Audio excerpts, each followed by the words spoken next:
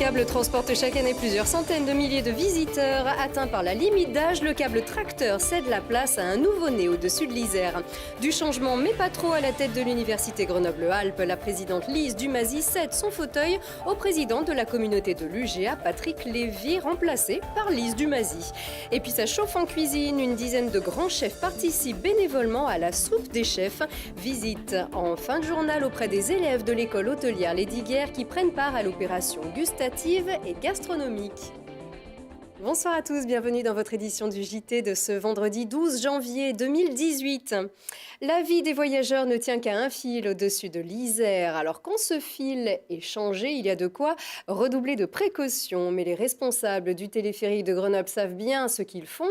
Chaque année, les bulles restent figées pour travaux pendant 3 semaines avec un gros chantier cette année. Reportage Charlotte Faulkner. Tous les ans, en janvier, c'est le même rituel pour le service technique du téléphérique. Mais cette année, c'est une opération assez rare, le coulage du câble de tension du câble tracteur.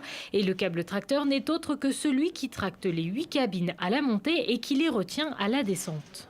C'est le câble de tension du tracteur. C'est ce qui retient le lorry. C'est un chariot sur lequel est fixée la poulie retour. Et à l'autre extrémité, on y attache un contrepoids de 24 tonnes. Une opération délicate puisqu'il s'agit de verser du zinc en fusion pour relier le câble et la douille. Pour cela, il faut donc chauffer la douille à 200 degrés et faire fondre le zinc à plus de 500 degrés. Une opération assez exceptionnelle qui ne se produit que très rarement. C'est tous les 15 ans, il y a 15 ans en arrière, le câble est arrivé avec ses culots montés. Et les derniers que j'ai vus couler sur place, c'était en 1985.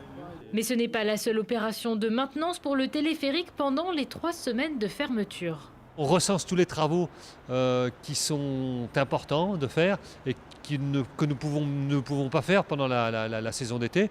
Pourquoi ? Parce qu'on a l'ouverture, alors on serait obligé de le faire de nuit et le faire en une fois. Et donc ce sont des travaux spécifiques que l'on fait sur 1, 2, 3, 4, 5 jours. Par exemple, on a agrandi la caisse de la gare de départ. Parce comme on avait changé l'armoire électrique, le pupitre était un petit peu plus gros, donc on était un petit peu trop à l'étroit dessus. Donc on a fait une opération qui n'est pas très importante, mais qui a duré 5 jours. Cette année, avec près de 163 000 heures de fonctionnement pour les bulles, le coût des travaux est estimé à 30 000 €. Les visiteurs pourront tester ce nouvel appareil et a priori en toute sécurité le 27 janvier prochain. Les téléphériques de nos stations ont boosté le moral au sommet des professionnels du tourisme. Ces dernières semaines, la région Auvergne-Rhône-Alpes vient de communiquer sur un premier bilan. 86% des professionnels des stations sont satisfaits, voire très satisfaits des vacances de fin d'année, malgré les aléas météorologiques de la seconde semaine. C'est ce qui ressort d'une enquête menée auprès de 602 professionnels du tourisme dans les 12 départements que compte la région. Le taux d'occupation des hébergements en station a atteint 70%. C'est la clientèle française qui progresse le plus selon la plupart des interrogés. En revanche, seulement 54% se déclarent pour l'instant satisfaits des niveaux de réservation pour janvier et février contre 62% l'an passé à la même période. Si vous avez été victime d'un vol entre le 1er juin et le 14 décembre dernier, tendez bien l'oreille et regardez bien ce qui suit.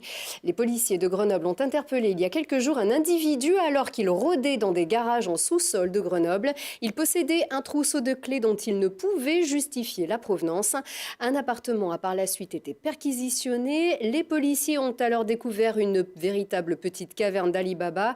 Bijoux, tablettes, appareils photo, VTT même. Certains objets avaient été déclarés volés. Les policiers de la Sûreté départementale diffusent des photos de tous les objets. Vous pouvez les voir sur le site de la police nationale, rubrique Actualité. Si vous reconnaissez un objet et que vous êtes en mesure de justifier votre propriété, contactez les enquêteurs au 04 76 60 40 40. On garde les mêmes têtes, mais on les change de place. L'Université Grenoble-Alpes et la communauté Université Grenoble-Alpes ont procédé au renouvellement de leurs présidences respectives après 2 ans de mandat. Et comme il avait été prévu, l'un prend la place de l'autre. Patrick Lévy a été élu président de l'UGA. Il succède à Lise Dumazy, qui, elle, succède à Patrick Lévy. à la présidence de la Commu. Les deux présidents avaient annoncé au moment de leur prise de fonction qu'ils permuteraient à la mi-mandat. 2 ans après l'unification des 3 universités, les chantiers se poursuivent dans la continuité. Écoutez les objectifs des deux présidents au micro de Julie Ségala. La première chose, c'est évidemment le plan étudiant, c'est-à-dire le fait de pouvoir véritablement accueillir les étudiants et assurer l'orientation pour diminuer l'échec à l'université en premier cycle. La deuxième chose, c'est bien sûr consolider l'établissement. Et le troisième objectif qui est très important, c'est l'université intégrée.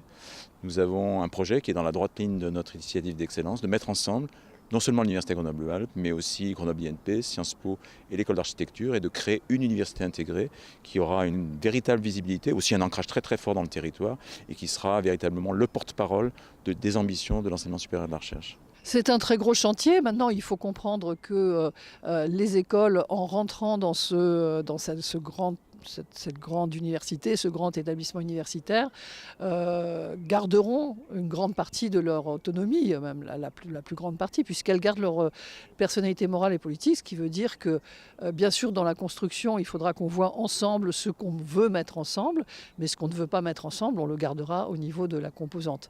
Donc ce qu'on veut faire, c'est aboutir progressivement à une synergie de stratégie encore plus forte que maintenant, mais on le fera progressivement et surtout en discussion avec l'ensemble de nos partenaires.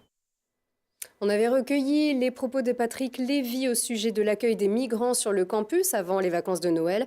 On apprend que lors du conseil d'administration, l'UGA a voté à l'unanimité le maintien de l'hébergement des migrants au patio sur le campus, donc jusqu'au 31 mars. La soupe n'aura jamais autant fait grandir. La reine des tablés d'hiver met à l'épreuve depuis quelques jours le savoir-faire en plein essor des élèves de l'école hôtelière Lesdiguières qui participent avec une dizaine de grands chefs bénévoles du bassin grenoblois à la soupe des chefs. Reportage en cuisine Charlène Personnaz. Au milieu des bouillonnements et des tintements de casseroles, les marmitons cuisinent des mets avec rapidité, précision et propreté, sous l'œil vigilant de leurs professeurs. Dans quelques heures, tous ces futurs chefs vont devoir préparer une véritable soupe de chef, de saison, mais aussi de caractère. Ici, on utilise du potiron. Ce potiron, on va l'associer avec un beurre noisette. C'est-à-dire que c'est la petite astuce qui permet en fait d'apporter une typicité, une originalité au niveau de ce produit. Ce produit sera aussi légèrement crémé pour apporter toute la rondeur, toute la délicatesse de cette soupe. Et puis, vous aurez des petits éclats de châtaigne et de noix qui sont là pour apporter de la texture.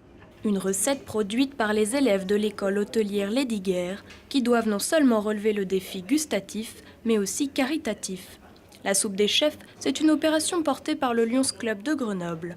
Les fonds récoltés de la vente de la soupe seront versés à une association qui soutient les jeunes atteints de la maladie d'Alzheimer.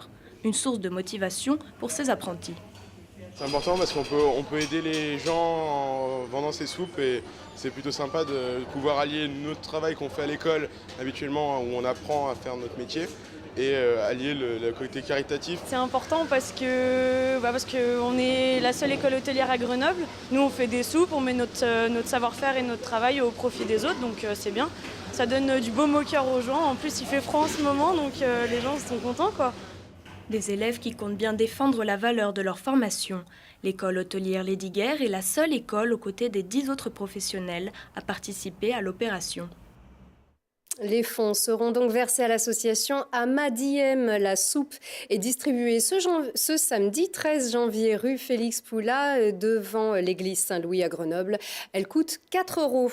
Solidarité et plaisir, toujours, l'association Grégory Le Marchal organise un concert au Fontanil Cornillon demain, samedi également, à partir de 20h30. C'est à l'espace Claretière. Des artistes grenoblois vont interpréter tout le répertoire du chanteur vaincu il y a un peu plus de 10 ans par la mucoviscidose. C'est 10 € la place, 6 € pour les moins de 12 ans et c'est pour soutenir l'association et l'aider à vaincre la maladie. À 21h15, ce soir sur Télé Grenoble, votre émission politique, la députée de l'Isère, Catherine Kamowski, est l'invitée du Récap Info. La députée de La République En Marche confiera notamment à Christophe Reville les frondeurs. C'était un autre temps. Chez En Marche, il y a des débats. Une émission à revoir ce samedi à 12h et à 18h30. Prochain rendez-vous avec votre JT lundi prochain avec Marie-Caroline Abrial. Très bon week-end.